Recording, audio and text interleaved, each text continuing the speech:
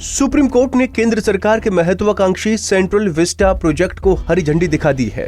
Justice A.M. Khanwilkar, justice Dinesh Maheshwari और justice Sanjeev Khanna की bench ने मंगलवार 5 जनवरी को 2 और 1 के बहुमत से ये फैसला दिया है। इनमें से जस्टिस संजीव खन्ना ने सेंट्रल विस्टा प्रोजेक्ट पर आपत्ति तो नहीं उठाई, लेकिन ये जरूर कहा कि ये मामला जमीन के उपयोग से जुड़ा है, लिहाजा पहले हेरिटेज संरक्षण समिति से परमिशन लेनी चाहिए।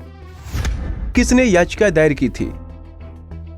कई लोगों ने, इनमें एक नाम है राजीव सूरी का। उन्होंने अपनी याचिका में कहा था कि दिल्ली विकास प्राधिकरण ने भू उपयोग के नियमों में परिवर्तन किया, लेकिन ऐसा करने के सारे अधिकार तो केंद्र सरकार के पास हैं। एक और याचिकाकर्ता रिटायर्ड लेफ्टिनेंट कर्नल अनुज श्रीवास्तव ने भी इसे बिना किसी निष्कर्ष की औपचारिकता बताते हुए पूरी परियोजना पर सवाल उठाए थे। केंद्रीय पर्यावरण एवं वन मंत्रालय में सचिव रही मीना गुप्ता का नाम भी इसी फेरहिस्त में लिया जा सकता है। मीना गुप्ता ने एक दरखास्त लगाकर इस परियोजना से पर्यावरण को होने वाले नुकसान का हवाला दिया था। केंद्र सरकार का क्या कहना है?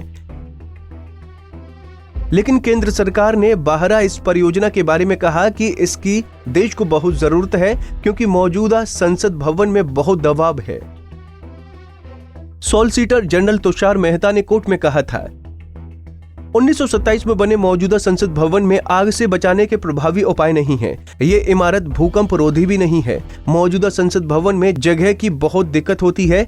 इमारत भी बहुत पुरानी पड़ती जा रही है। कई जगह दरारें देखने लगी हैं। सेंट्रल विस्टा प्रोजेक्ट क्या है?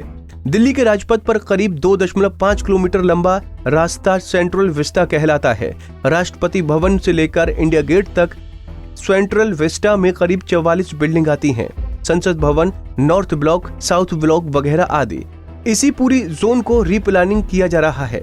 इस प्रोजेक्ट का नाम है सेंट्रल विस्टा प्रोजेक्ट। लागत करीब 30,000 करोड़ रुपए। इस प्रोजेक्ट के तहत पुराने गोलाकार संसद भवन के सामने करीब 13 एकड़ जमीन पर नया तिकोना संसद भवन बनेगा। इस जमीन पर अभी पार्क, अस्थायी निर्माण और पार्किंग है। ये सब हटेगा। नए संसद भवन में लोकसभा और राज्यसभा के लिए एक इमारत होगी, लेकिन सेंट्रल हॉल नहीं होगा। कैसा होगा नया संसद भवन? अब बताते हैं कि संसद की नई बनने वाली इमारत में खास क्या होगा। इसमें सबसे खास बात होगी सहूलियतें। ये काफी आधुनिक फैसिलिटी वाला बिल्डिंग होगी, ताकि कामकाज तेजी से हो सके और संसद व अन्य लोग अच्छा महसूस कर सकें। नई इमारत 2022 तक बनकर तैयार करने का लक्ष्य है। 2022 में संसद का सत्र नई बिल्डिंग में ही चलाया जाएगा। ऐसा कहा जा रहा है कि नई इमारत के निर्माण में सीधे तौर पर 2000 लोग और अप्रत्यक्ष रूप से 9000 लोग जुड़ने वाले हैं। संसद की नई इमारत 64,500 स्क्वायर मीटर में फैली होगी। इसके बनाए जाने पर कुल खर्च 971 करोड़ आने का अनुमान है। ये नई बिल्डिंग भूकंप रोधी भी होगी। फिलहाल लोकसभा में 590 लोगों के बैठने की जगह है। वहीं नई लोकसभा में 888 सीटें होंगी। विजिटर्स गैलरी में भी 336 लोग बैठ पाएंगे। राज्यसभा की नई इमारत में 384 सीटें होंगी। विजिटर गैलरी में 336 लोग बैठ सकेंगे। फिलहाल राज्यसभा में 280 लोगों के बैठने की जगह है। इस नए संसद भवन में cafe, lounge, dining area, meeting के लिए कमरे, अफसरों और बाकी कर्मचारियों के लिए हाईटेक ऑफिस बनाए जाएंगे। बिल्डिंग को ऐसा बनाया जाएगा कि आसानी से मेंटेनेंस हो सके। अपग्रेड की जब भी जरूरत हो तो आसानी से काम किया जा सके।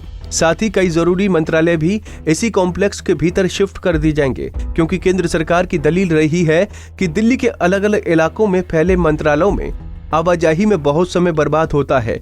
आने और जाने में प्रदूषण में भी इजाफा होता है। हमसे जुड़े रहने के लिए हमारे YouTube चैनल को सब्सक्राइब करें और नई वीडियो की नोटिफिकेशन के लिए बेल आइकॉन को दबाएं। अगर आप ये वीडियो Facebook पर देख रहे हैं तो लाइक जरूर करें और ज्यादा से ज्यादा शेयर करें। धन्यवाद।